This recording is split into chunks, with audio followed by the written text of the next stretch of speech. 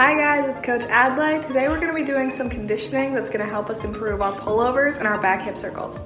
No worries if you don't have a bar, all of these can be done without a bar. Let's go. First we're going to be doing two 30-second push-up plank holds with a 10-second rest in between. Our push-up plank holds are going to look like this. It's just like a push-up position, but make sure that you either have a mirror or a partner to check your position. You shouldn't be like this. You shouldn't be like this. Make sure that your back is flat, your bottom is squeezed, and your arms are straight. We're gonna hold that for 30 seconds. Next, we're gonna do 20 push-ups. We're already in the position, so just make sure you're holding it and go down and back up. Make sure your elbows are in and not out like a chicken.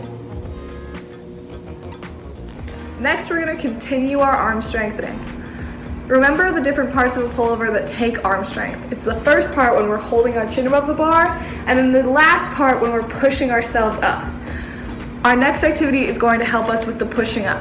So for me, I'm using this piano bench, but you can find anything that has sort of a flat surface that's sturdy.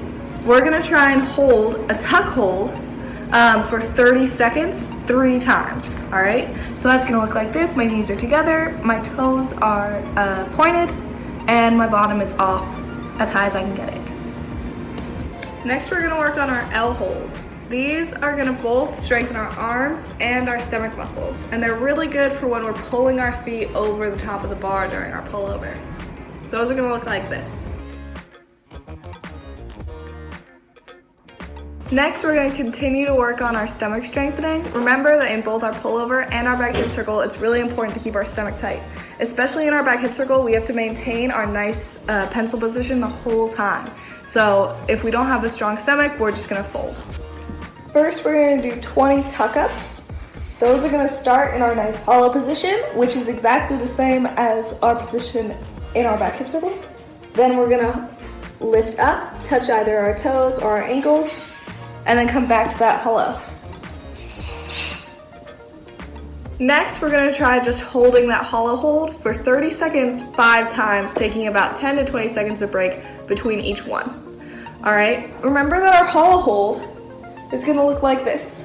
You can start lying on with your elbows behind you. I think that's a really good way to make sure that your toes are pointed, your legs are straight, and your bottom is squeezed. Double check that before you lift your arms up to your sides. Then make sure that your upper back is off the ground, your lower back is touching the ground, and that your feet aren't too high, they're just above the ground. Next, we're gonna practice our pike stretch. We're emphasizing this because in our pullover, when we're first trying to get over the bar, we're pretty much in a pike and we have to fold like a taco to make sure that our feet aren't just pointing straight up, but they're pointing over and behind the bar. To practice this, we are gonna both do sitting pike and standing pike. So make sure that your legs are straight, your toes are pointed, reach up to the sky, and then fold as far as you can.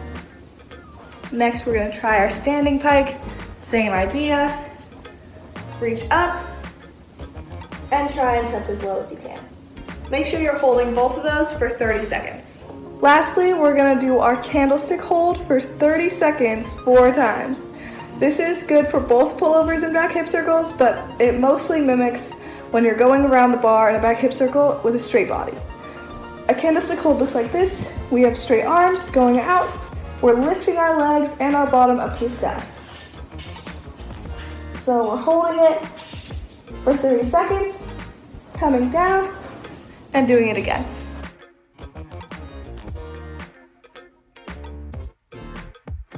Thanks for watching and being excited about working on our pullovers and our back hip circles. I'll see you in the gym.